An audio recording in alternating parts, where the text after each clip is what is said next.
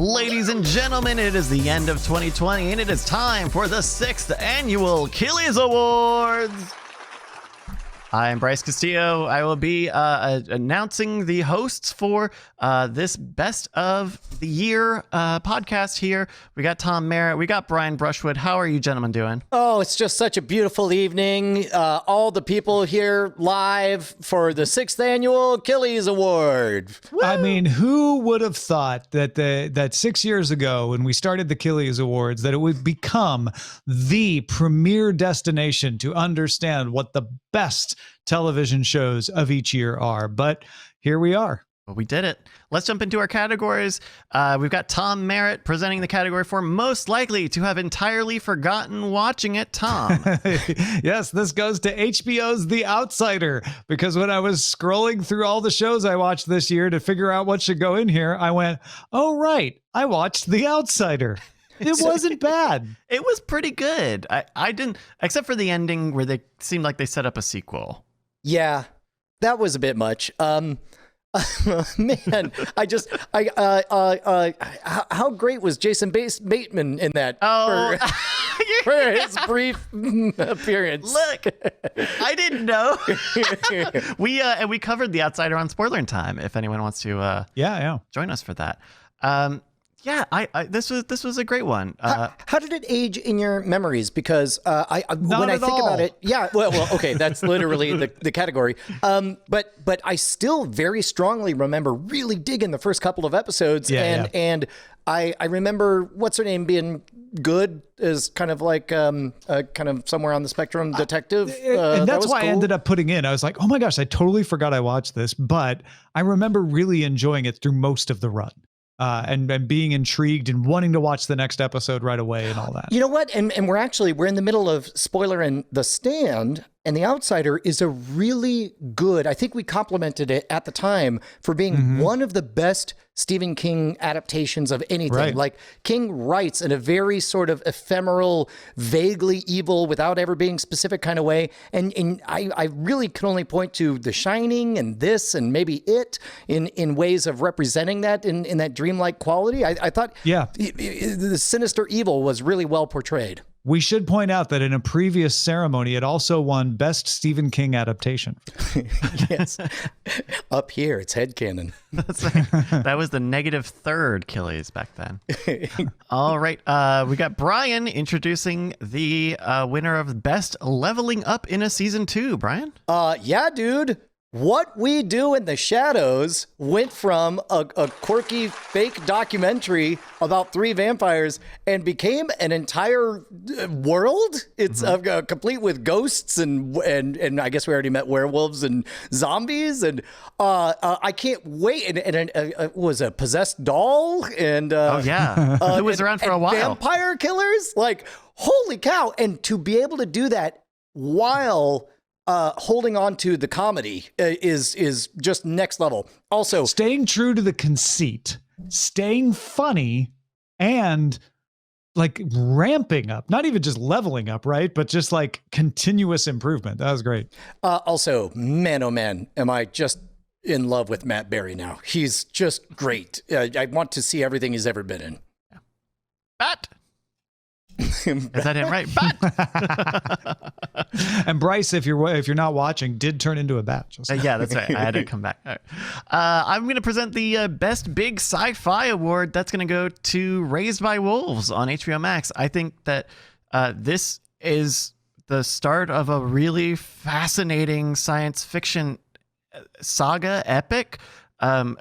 Just the first few episodes you're watching, and they're very dense. The first episode, I think you had said, Brian, like that first episode feels like a first season. Yep. Like you could do a first episode where you're watching these kids get raised on this desolate planet, and that's the first hour. And it continues to go from there. You start to see the different factions that are in play, the politicking and the strategizing against each other. I think that there is so much potential, and I am unbelievably excited for this, more so than any, like this as best I know is like a new property. This is not an adaptation, not a remake, not any of that, and I'm super excited. I definitely owe it a finish everything out. But I will, as far as meals go, I ate 2 episodes and was exhausted and full. Like that first, like a good first season, that first episode took you through an entire world building experience and then broke everything at the end of it. And you're like, I'm sorry, I guess I don't understand anything. And then you went on an entire new world building experience and then that got broken. And and when I say it out loud like that, it sounds like, isn't that you describing a show you hate? No, I'm describing a show that is very well done. Only if it's not done well. Yes, right. Exactly. And I think it's Ridley Scott's kid who is like attached to this show. It's just great. Raised It is by great. Wolves. Tom is going to be now presenting the category of best. Tom. Yeah, just best. The best show of 2020. And anybody who's been following us all year knows this is going to be Ted Lasso on Apple TV Plus. Best human, best comedy, best surprise. It was the best. I'm sorry, we have late breaking news. Also, best of 2020, even on the third lap. The third lap. That's right. This also is one of Brian's picks, the best of 2020. You watched this 3 times? Really? I'm starting my third lap now. Because great. first I watched it, me and Bonnie together. Well, first I started watching, then I looped in Bonnie and watched it. And then I introduced it to the kids, watched the whole thing again with the kids, and now I'm introducing it to other people. I did 2 laps with it. But you know what? I may just start a third. Who knows? I mean, by your third lap, it does reduce the volume of the joy of the story, and instead it becomes a study in why does this work? And it's like as somebody who occasionally makes stories and videos, it's important to know, like, why is this working? Why is this so it's like you're good? watching an incredibly well-built piece of machinery and watching how the gears interlock, rather than the first time you saw it, you're like, how did they even make this work? Right. The first time I was just like, I love chocolate ice cream. And then it's like chocolate, vanilla, swirl. Now I've seen everything. And the third time it's just going on the floor and I'm just watching all the gears turn. But where does it put them together? Yeah. How does this happen? You make it swirl. For anyone who is uninitiated, how do you pitch Ted Lasso outside of saying it's very good? It's the best thing in 2020. It's the next It's Office. hard. It's the next Office. Oh, yeah, I'll buy that. Maybe. It's got adult enough themes. It's an office outside the office. A workplace comedy, but very sweet, very earnest. Oh, but it's not though. Like everyone is ugly outside of Ted Lasso, and it's like he's like an infection of joy. Right. I think I just described what will happen to my dog someday. She'll get an infection. His dog's named Joy, if anybody out there didn't. She will, but that's treatable. It's fine. It All right. to all of them. Brian, we're going to have you present the winner for most likely to be better enjoyed once you just roll with it. Yeah, this one goes from something I fell off on, but it's back with a vengeance. And boy, does it get easier to swallow if you just decide that nothing has to make sense. It's Ozark. Like once I realized, like, oh yeah, I guess Just something's this is gonna about happen. politics now. Okay, cool. It's about a casino now. Sure, why not? It becomes a very easy watch when you no longer need to think of it as a flow chart. When you don't need to think of it as like a big bulletin board and all of the strings connecting. If you're just like, can you just do something for about 45 minutes to an hour? And there's cool big tension and really like great action scenes. Well, and it does a little bit of what The Shield did, where someone you hate becomes someone you love, someone who's a bad guy becomes an ally, and all that stuff. And it's like The Shield, you began with one conceit and you ultimately end with one conceit. I assume that eventually we'll get the ending of Ozark, but seeing like we did that story on mega franchises and this being in the top 10, I assume it'll be a while till we get there. But man, just roll with it. Just assume we'll eventually get back to that literal opening scene of the very first episode at some point. Yeah. And God, Ruth is just a She's breakout. great. She's a great. breakout star in that show. All right, I'm going to present the winner for Best I'm Not Crying, You're Crying. This is Netflix's original Midnight Gospel. I am astounded at the show kind of from both directions, from the technical element of it and from the messaging and editorial side. A lot of the this is an animated show that is not a comedy or a drama. These are just conversations, partly because most of the audio is taken from a podcast. I don't remember the podcaster's name. Oh, doggone it. Yeah. It's Duncan Trussell's podcast. Yes. But you're right. And as a result, the audio's heavily edited. It's all super stilted. Mm-hmm. The animation is janky, and they wedge in. I mean, it's. They're making a collage. They're creating an audio collage and then just drawing whatever they can to match it. That kind of tells a visual story. Right. And the fact that I think they do a really good job of both. I think it's really interesting to hear a relatively normal cadenced conversation happening while this big, bright, colorful visual story is happening, and usually unconnected. But the fact that they're able to put this together, and you can tell that they've gone in and re-recorded or recorded new dialogue connective tissue. Yeah, so the guest can say, "Oh, look at that chicken head," and then they go back to talking about drug policy or something. I think it's fascinating, and I won't spoil it for anyone who has not seen it, but I think the magic trick that they do with the last episode is incredibly, heart-wrenching. It's beautiful. I don't know if you'll co-sign on this or not, but I would tell everyone, if just for your own sake, I would rather you only watch the last episode of this if it's the only thing you see.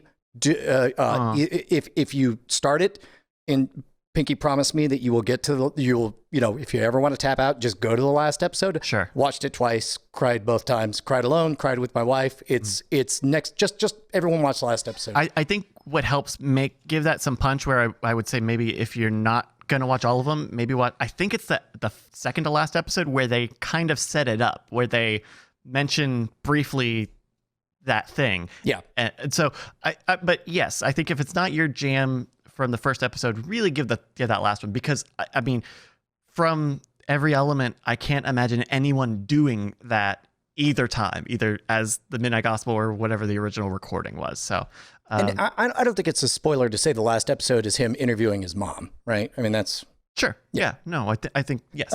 So imagine check that out. That would be poignant. All right. Now, giving the category for Best Star Wars. Oh, wow. This is a big one. Best Star Wars is Tom Merritt. Tom. I mean, everybody knows it's The Mandalorian as soon as you hear the category, but it's The Mandalorian. This is the only show all year that I watched twice every week that it came out. It has its flaws, and we talked about them on Spoiler in Time. But honestly, I just loved it. I enjoyed watching it. I enjoyed what it did to the Star Wars universe for me, and I'm very much looking forward to where it goes next. It's probably, right there behind Ted Lasso as my favorite show of the year. What a journey I just went on in the last 30 seconds, because you said The Mandalorian and I said, oh, I've got to mention it because, and then I looked down and saw that it wasn't on my list. On its top 10. And somehow it was just in a blind spot. And then I thought about how Kim from Chicago in the chat rightly called me out, where it's like, what you loved about season 1 is that it was a very ugly universe, and you liked that there was something not ugly in it, and season 2 was in general a safer universe. And then that made me think of last week's episode, only an hour ago as we recorded it. You, Tom, as I mentioned, giving me hope for season 3, that we could just go back to it being The Mandalorian and all that becomes backstory and lore. It's a great show, but man, did I like season 1 more than season 2. And I don't think I really thought about it until just now when I noticed it wasn't even on my list. Interesting. Mandalorian was an honorable mention last year. It did not make it on a list then. Wow. It was a last minute addition as well, because it came out later in the year. Yeah, I think it premiered. We hadn't finished the whole run. Yeah. At that point? I think it was too early, too soon to call. It had premiered later in the year. All right, there's The Mandalorian. Thank you, Tom. Brian is going to deliver the winner for Best Last Minute Discovery of 2020. Brian. Yeah, not only is it the best last minute discovery of 2020, it's also one of the first discoveries of 2020, because I've checked the records, and back in March, Tom Merritt reported that he was watching and digging Kim's Convenience from CBC, now on Netflix, 4 seasons. Oh my goodness, is this show charming and funny and has heart, and every character in it is an anchor that I'd be happy to follow any of the 4 main characters for an entire season. Oh yeah, this was on my short list that I narrowed down, and it just barely didn't make my list, but it's delightful. And all I want to do when someone brings it up is share how much fun it is to watch, and go, okay, see you, and sneak attack, and it's that kind of show which it's deeper than it seems, but it's never deep. It's not heavy. It's not never heavy. That's a better way of putting it. Yeah, it's deeper than it seems, but it's never heavy. So this morning, my daughter made me so proud because she dropped her iPad in water and went and put it in a bag of rice or whatever, didn't have a meltdown, didn't freak out about it. I was really proud that she kept her cool through the whole thing. And we were trying to figure out like, man, I was just so proud of her for keeping it together that I wanted to buy her another one on the spot or whatever. So then, but it's like, you know what? We're going to see if this is broken or not. We'll find out. The Apple Care ran out like 3 days ago. And then Bonnie calls me back an hour later. She's like, oh my God, I've got it. Do you know how you keep an iPad as a backup in case the internet goes down? And I hate it because it's a perfectly good brand new iPad and you're not using it enough. That can be her like, if we need to, we could swap. And then, and it just hit me and I go, oh, I think we have a steal. It's like there are these moments that just enter your lexicon and there's so much joy. And it feels like, this is a show about a Korean family, and it doesn't feel exploitative of that. As I'm not a Korean person, I guess I'm not a good judge of it, but it feels like a show where you can laugh with it safely if you're not a Korean. Oh, it definitely it expands my circle of understanding of the world. And it causes me to want to go to the mat with anyone who has a problem with me loving this show, because this show has made the world a bigger, more loving place for me. I'm going to present the award for Best Flips.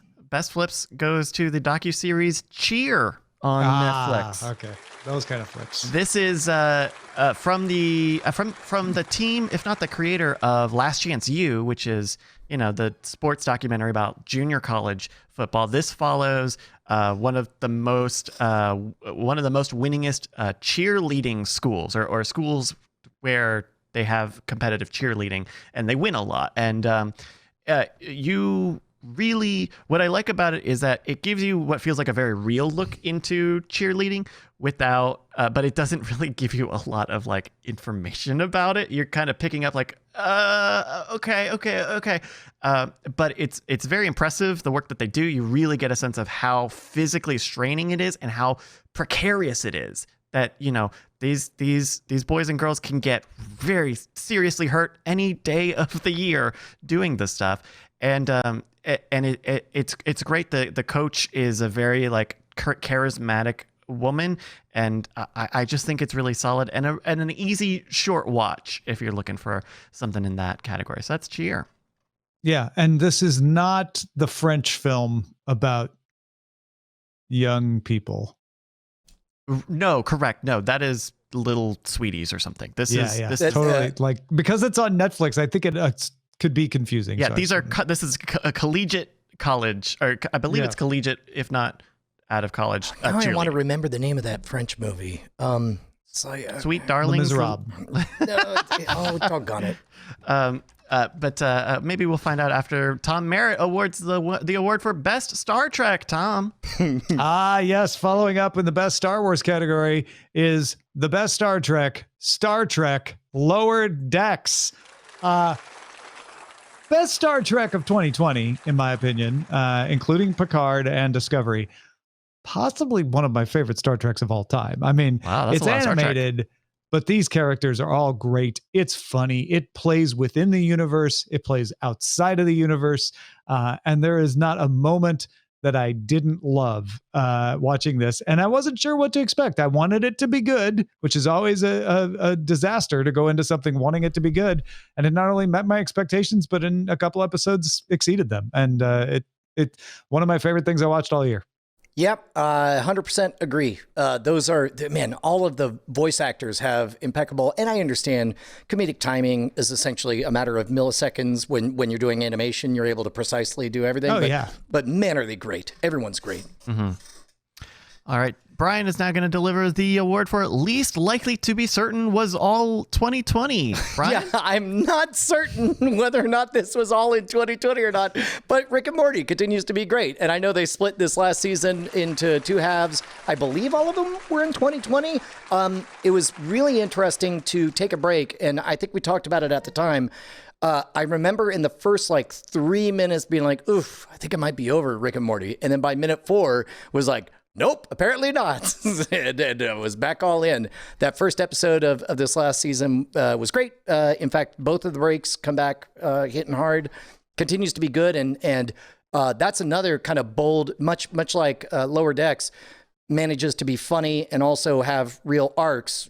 So too does Rick and Morty, which they share some of the same creative DNA. Right. It feels like it's a classic already, even though it's not that old. I mean, it's been half a decade. So yeah. Yeah. And that was the second half of this season was in 2020. So we'll give that. That's still legitimate. There we go. I'm going to present the award for Best On-Screen Irony Millennials. And that is the now HBO Max original series Search Party. This is a bizarre show because it's a dark comedy about a group of young adults trying to find their missing friend and doing bad things and living with their consequences of doing those things and trying to navigate a modern world. And I think it is both accurate and condescending towards people my age, but I think it's really interesting. Does it tickle some of the same Ted Lasso area? No, no. These are bad. These are bad people. Selfish or more always lying sunny. Or there's but I think that it's almost like It's Always Sunny. There's kind of an Always Sunny element of these people are not very good, but what they're doing is thrilling. It's not a comedy. It's a dark comedy, I guess, but it's not like funny haha. It's like, wow, okay, this is what bad people would do. Can they really be that bad? Sort of.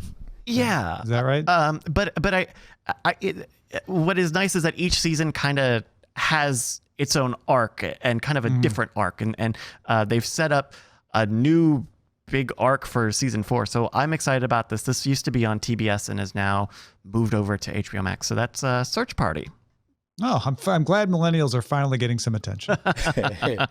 All right, Tom and Brian will be announcing the next category: the most likely to wake up my wife laughing while watching early in the morning, and the best night attack guest turned Netflix original series. Tom, take it away. Well, I think from those descriptions, you all know we're talking about Aunty Donna's Big Ol' House of Fun. We hope you enjoyed season 1, because I sure did, Brian. Yeah, dude, stands up to repeat viewing, gets better and better. It's sort of like Kim's Convenience in that this is a very quotable. I mean, they've been working on some of this material for years and years, polishing it on stage. Their timing is impeccable. Their characters. What's great is much like I Think You Should Leave. They just swing for the fences, and if something doesn't land, you're only 30 seconds away from something else. It's great. I'm so happy and proud of the boys. This in a previous ceremony, untelevised, this also won best show that didn't have to be good to convince us to watch it. Yeah. But was good after all anyway. It's just, I love Cowdoy. We need to protect Cowdoy. All right, Brian, we're going to go to you now for the winner of Best Dad Philosophical Think Piece. Oh, you know it. You love it. Those haunting visuals, that incredible direction. It's got to be Devs. I really, really loved Devs, and it stuck the landing in a big way that deeply affected me. It's gorgeous. Ron Swanson's amazing. It's smarter than it needs to be in a big way, and I hope that people see it just to see it, and then actually look up and Google some of the philosophical stuff that they put in there, because that's some real heavy modern theoretical physics in there. They ask some very good questions in Devs. Yeah. It's it's a night of celebration, and Bryce respects that. Such a beautiful night. Appreciate Such a that. beautiful night. It's a wonderful night. I had this on my short list too, as well. I really enjoyed Devs, and I hated it in the first episode at one point, and it overcame that. So big man. good on you, Devs. And I agree with everything Brian said about the theoretical physics and the philosophical questions and all of that. It's really good. It's gorgeous. The actual machine room with the lights. I mean, and that's and a the forest practical. outside. Yeah, all the pylons of the monoliths, and that was before we even found the freaking things. It's a reality show trope that there's always one judge that compliments someone on their appearance when they're not doing well. So Bryce saying that Devs was gorgeous. All right, I'm going to present the category for best boy version of Booksmart, and this is Hulu's Big Time Adolescence.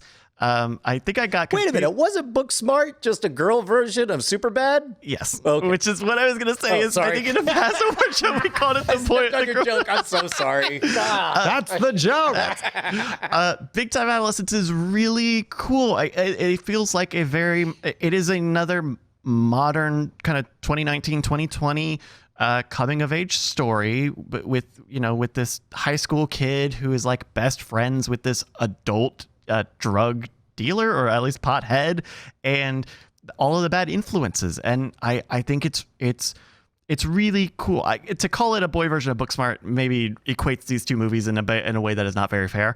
But I think it's fascinating. We talked about it on Spoiler in Time, and it seemed like Tom and Brian, you both had I liked some it. good things I liked to say about it quite a bit because it didn't strain credibility. I mean, it turns out, you could kind of tell what a loser the guy is to begin with, and so when you see the ramifications of being a loser, it's unsurprising but kind of satisfying, and the kid grows and learns, and Yeah. I mean, and the other thing is there was some timelessness to it, because even though it's telling a story of a generation much younger than me, I felt all this stuff when I was that age, even though under different circumstances with different tropes and memes around me, it really nailed some of the timeless stuff about growing up. I thought it was great. Yeah. And I think Pete Davidson's character as the adult a pothead, I think gives that archetype of a character a lot more roundedness and more, reality than in, any other movie where they would just be, they're doing coke off of a key. Like it actually feels like they well-round his character. So Big Time Adolescence. Tom is now going to award the category Best Drama for Misanthropes Looking for Hope. Tom. Yes. Misanthropes often are underrepresented in film. Sometimes they're only shown as people who hate. But in this Korean drama, misanthropes are shown as people who can also love in their own way. The winner for Best Drama for Misanthropes Looking for Hope goes to It's Okay Not to Be Okay. Huzzah! Now this is excellent. If you can deal with subtitles, or if you speak Korean, go watch this on Netflix. It's about a woman who is a children's book author who hates everyone. She hates her fans. She thinks the world is stupid, and she stabs the other main love interest with a knife in the first episode.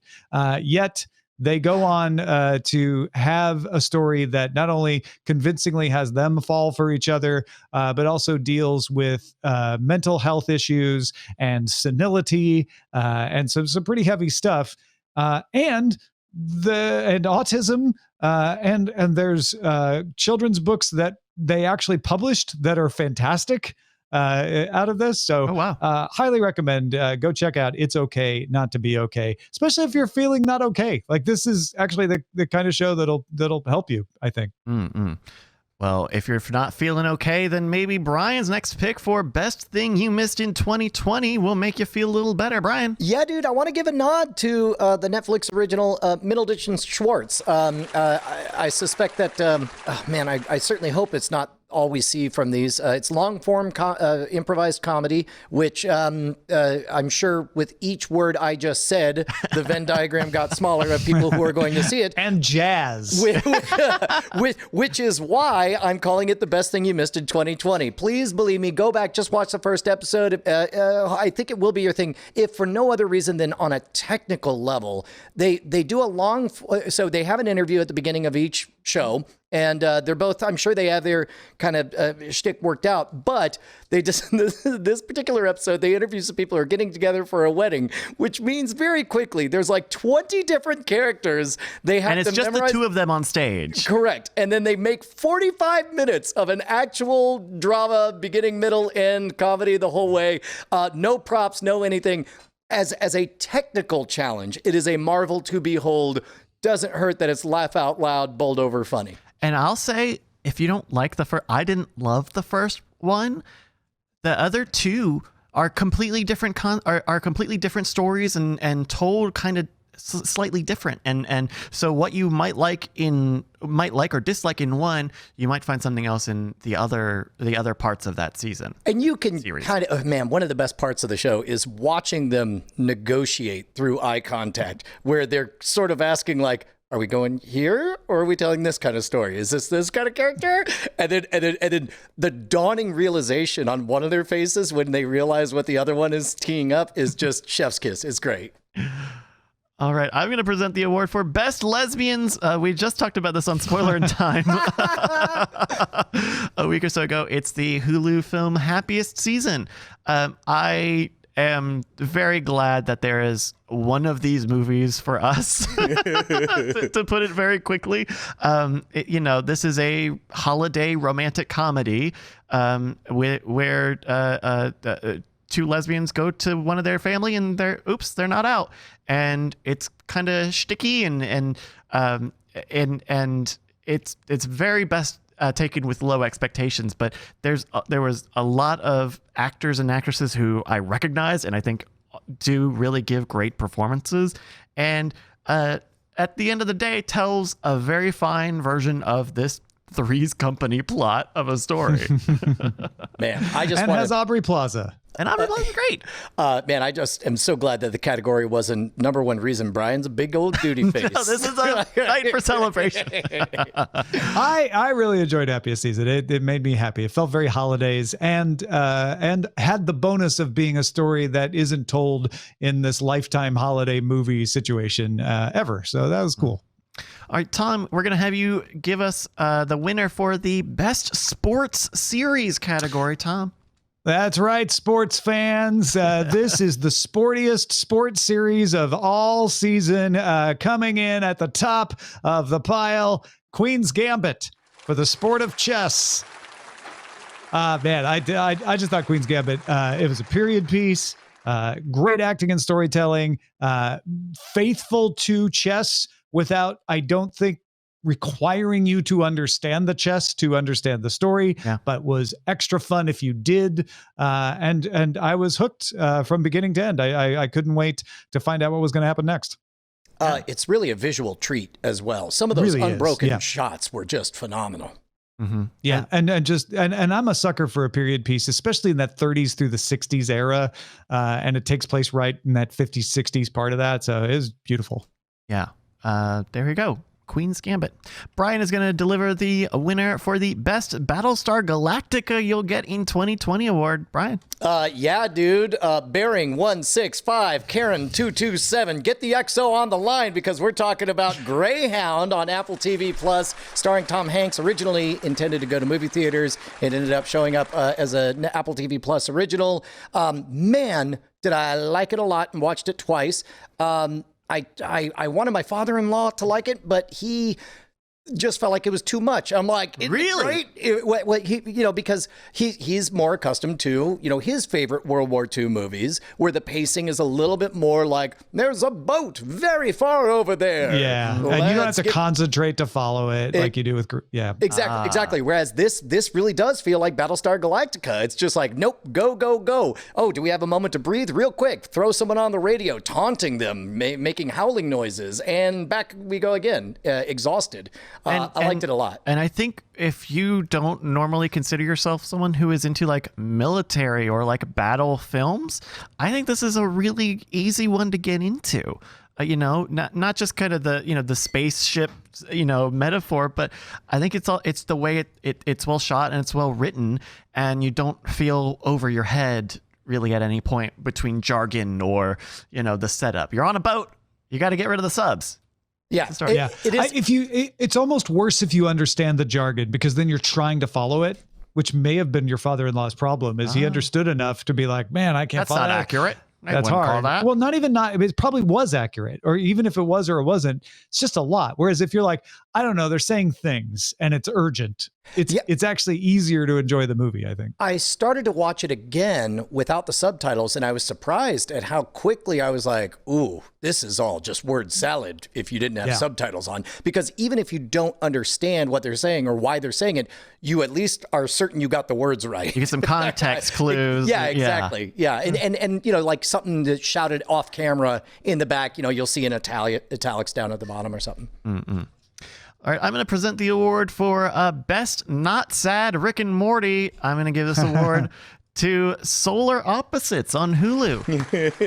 This is from one of the showrunners of Rick and Morty and Justin Roiland. And you look at it and you're like, this looks like Rick and Morty. And this is kind of written like Rick and Morty, but the characters are different. And they're... I say it's the not sad Rick and Morty, and I think I mean that in a lot of senses. There are a few strands of a story that go across multiple episodes, but mostly this is like in the same lane as a Family Guy, a Simpsons, an American Dad. This is a weekly story show, and then in the season they do one kind of, hey, we did a serialized bit. Do you remember when we did this? So now here's a whole thing dedicated to it. But I think it's a very easy watch. And I think in terms of depicting characters who are aliens and all of them are meant to not really fit into society, I think they do a good job of it. Where a lot of other shows in this lane, like American Dad, you have a character, an alien who is kind of a fish out of water, but everyone else is human.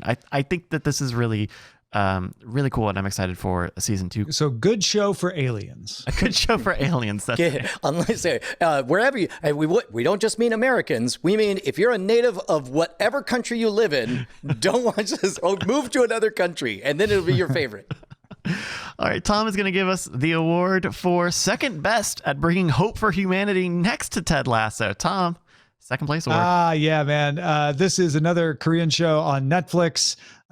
So subtitles and Korean dialogue, but Itaewon Class tells the story of a young man whose father is loyal to a corporation that, among other things, runs the top pubs in Korea. But he is killed in an accident. It would be spoilery to talk about why, but that sets our main character first to prison unjustly, and then to creating a pub of his own in order to take down the K-Ball pub, while his love interest from before he went into prison is now a high-ranking person within the K-Ball that runs the pub. So it's about a plucky group of outsiders, one who's kind of a sociopath, one who is a person from Africa who's black, but who speaks perfect Korean and is like, no, but I'm Korean, and just trying to get accepted. There's another ex-convict in there, and they're all trying to compete and make a better pub on their own in the face of this giant corporation that can't possibly be beat, because look at all the resources they have. It's fantastic, and it really does kind of show you humanity cooperating no matter what their adversity or talents or whatever. So go check it out. Itaewon Class. Itaewon is the name of a kind of an international neighborhood in Seoul. There we go. All right, Brian, giving us the winner for best YouTube thing. Yeah, I couldn't get more specific just because I don't know that we've spoken about it too much on this show, but man, this year I noticed how much of the wonderful YouTube channel Defunctland I've been watching. It's about theme parks of all stripes, originally conceived as a series that would create an imaginary theme park of all the long abandoned theme park rides that anyone could think of. He tells these wonderful histories, where the ideas came from, what they were aiming for, when things took on a life of their own. Now this is Kevin Perjurer is the executive producer. Now he's got feature-length documentaries that he's picking up. There's one on Halyx, Halyx, which was a late 70s attempt to what if Star Wars was a rock opera, and they had this incredible hard rock band that sounded like they make a lot of comparisons to like a Kiss, Styx.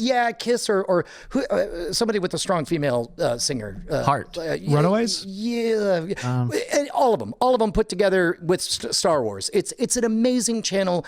Start by just picking something you recognize, and then watch something else you recognize, and then you'll very quickly realize that they're all good, and you'll just gobble them all up. It's fantastic. Very nice. That's Defunctland on YouTube.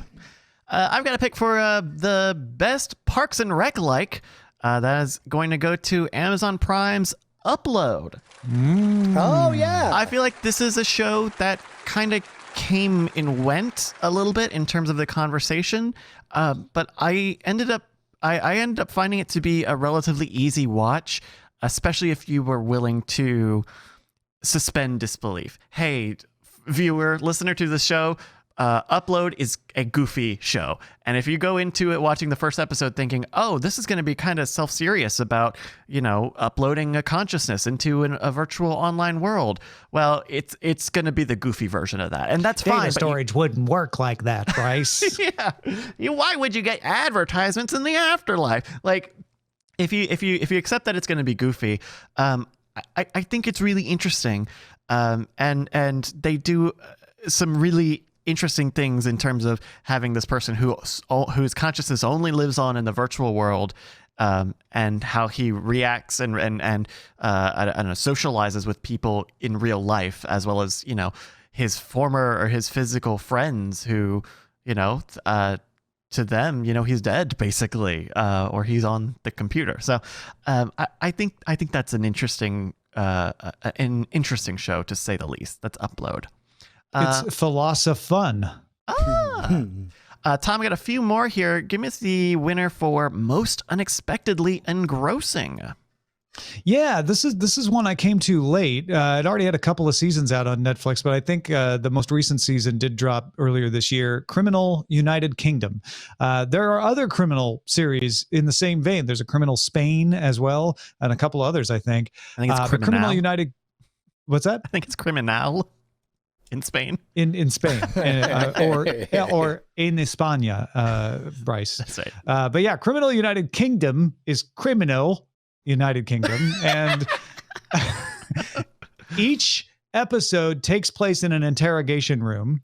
Each episode is a different crime that is being investigated, but it's the same police unit investigating it. So you get to know the characters, and there's kind of an arc among the characters going on from show to show, but the bulk of the plot is a person who you think obviously did it, then starts to convince you that they didn't, then you find out that they did, or some variation on that, right? But they really do a good job of taking you through evidence and going, well, wait a minute, but could you prove that? And there's no way he definitely did it, but he's going to get off, and then kind of surprising you at the ending each time. It's good at sort of hiding where it's actually going to end up each time, and I thought it was fantastic. That's interesting, and it looks like they've done one for Spain, one for Germany, and one for France in the Criminal franchise. Very cool, Tom. Yeah. Brian, I think we've got all of yours, so we'll get back to you for the Abandonie here in just a minute. I'm going to give the award for best beep beep, and that's going to be Supermarket Sweep. Is this the I was Leslie like, Jones who's one? cursing? What's happening? I would say for both. If you are into Supermarket Sweep, you have many options to be watching this show, either the new one or the old one. The new one is running on ABC and it's showing up on Hulu every week. And I think that just started a few months ago. But both Netflix and Amazon Prime have different libraries of the original versions of Supermarket Sweep. And you know what? Pretty much the same show between the two of them, right? Answering questions about products, and then running around the supermarket trying to get turkeys and inflatable cans of Dole pineapple.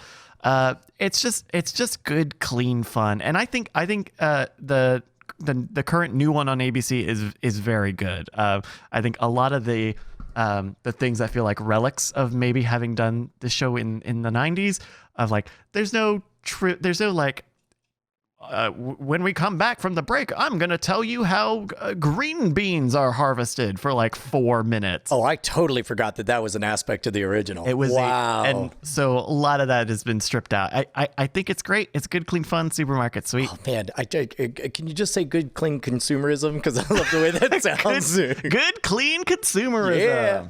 There we go. All right, Tom, your last Killie going for the most surprised that I loved it award. Tom. Yeah, I am not a fan of Big Bang Theory, was not familiar with Kaylee Cuoco other than voicing Harley Quinn, which I had just recently discovered. But I decided to take a flyer on The Flight Attendant, a thriller mystery, a limited series on HBO Max. And I loved it. It has kind of a 60s gestalt to it because it's paying homage to the sort of 60s espionage thriller series and movies, but it's set modern day. The main character wakes up in bed next to a dead man who's had his throat cut and has to figure out what's going on. She's a flight attendant. She wakes up in Bangkok and so then gets on a flight and heads back to New York where she lives. She's an alcoholic. And so there's a whole like family plot storyline going on and flashbacks to her childhood. It's really well done and really, really fun and a good mystery and well acted. Rosie Perez is in it. I thought it was great. I enjoyed the hell out of it. And they're doing a season 2, which I know they kind of leave it with a possibility for a season 2 setup at the end. But honestly, the way they ended it, I thought that was it. Like, that's all we're going to get. But I guess we're going to get more. Cool. Very cool. The Flight Attendant. My last Killie for the category of best editing goes to How To with John Wilson. This is, I did not really know anything about the show going into it. Having seen the show, I really don't know what I watched or how to explain. Both of these guys have seen me try to explain the show on stream multiple times. I also very continue difficult. to be on a quest to try to enjoy it at the Bryce level, and I don't know how much of your joy was the kind of absurdist surprise that is this show. But everything is framed up as John is a kind of first-person videographer, documentarian, and he's going to show you how to do things like overcome social anxiety or improve your memory. And they all kind of go off onto tangents or they devolve into other topics, right? This is executive produced by Nathan Fielder. And I think if you look at what Nathan For You was for, kind of a business renovation show, like a Kitchen Nightmares, if you look at that as a parody of that format, I feel like How To with John Wilson is a parody of the YouTuber kind of video essayist sort of a format with both humor and with sweetness. And a lot of it, the reason I give it best editing is because a lot of the jokes, a lot of the moments in this show that made me stop because I was laughing were because of the footage selection. Just at this point, for some reason he's showing, he finds a lot of footage of dogs taking a number 2 on the sidewalks in New York, and it works for the thing that they're doing, but you realize, I'm just looking at a lot of dog turns right now. It's really interesting, that kind of editing stand and that editing hand rather, that informs the writing of this show. In a previous ceremony earlier this week, it also won Best Impossible to Explain. Yes, that's right. But also some of that footage, man, is like, how did you get this? How did you get like car crashes? A lot of car crashes. There's one where he's leaving St. Louis, and he's on the runway, and you see like another plane on fire as his plane is taking off. Like, how did you do that? There's definitely in the episode about scaffolds, he's like, why are there all these scaffolds? Well, sometimes things fall on people's heads. Well, I don't see any scaffolding here, and they seem fine. Cut to the next day. Yeah, that building fell down. That exact building fell down. Oh my God. That's How To with John Wilson as on HBO. All right, it's time for the Abandonies. These are shows that at one point we had been interested in, but maybe are no longer doing so. Brian, we haven't heard from you in a minute. It's time to hear what is your Abandonie for 2020. Competition was fierce, but there's only one product that I am done with. I don't want to hear another word about it. I am 8 ways to get bent, and I really am sorry for you if you paid a lot of money to get the rights to make a movie about it and you're getting Nicolas Cage and the whole 9 yards. I don't ever want to hear about the Tiger King again. It was like a fling.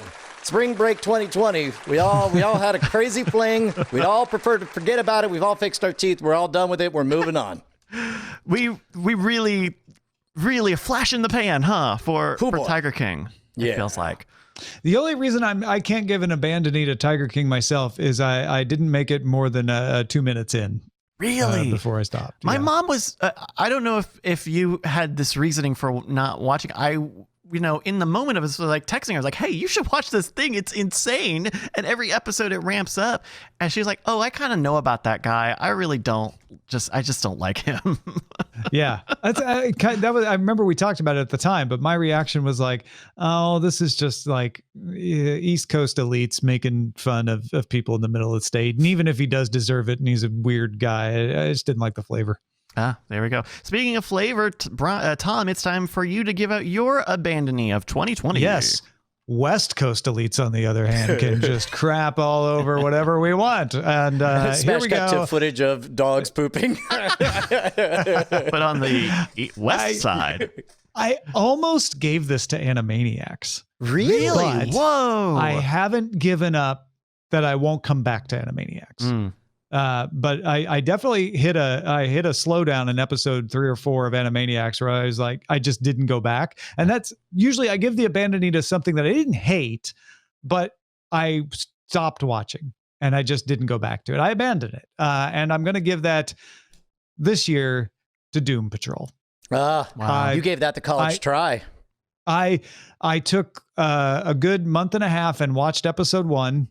Because everyone said, keep going, keep coming back to it. I'd watch it like 10 minutes at a time. And then I sat down and I watched all of episode 2 and I said, okay, I get it now. And then I never went back. Wow. Boy, that's the most scathing indictment where it's like, oh, no. I mean, I get it. I didn't think it was bad. I actually enjoyed some of the characterizations, but it just never occurred to me to go and watch it again. I had a very similar thing with my Abandonie. In fact, I think I gave this a Killie last year. It's the TBS crime drama Claws, starring Niecy Nash.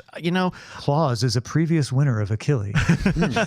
I liked this show as being like how do we make a slightly goofy version of Breaking Bad? How do we do a slightly goofy version of Breaking Bad in Florida? And I think that's exactly what they did. And the problem is it's long in the tooth now.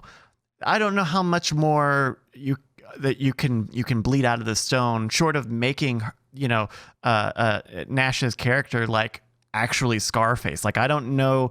I feel like it's out of room to grow, and I am out of room to grow with the characters. I think a lot of that show is very good to watch, and I think whenever you decide to stop watching is a very good time to stop watching Claws.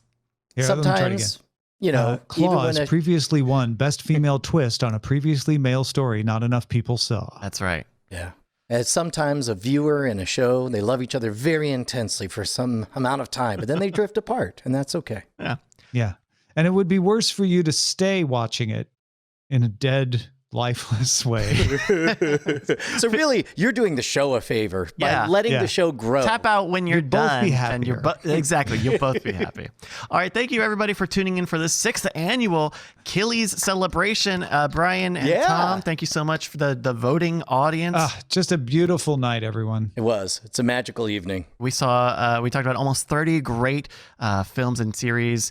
We've got the list here on the podcast notes or description of wherever you are watching or hearing this. So if you don't know where to go see one of these shows, or if you just want to see the list again, please check out that description area.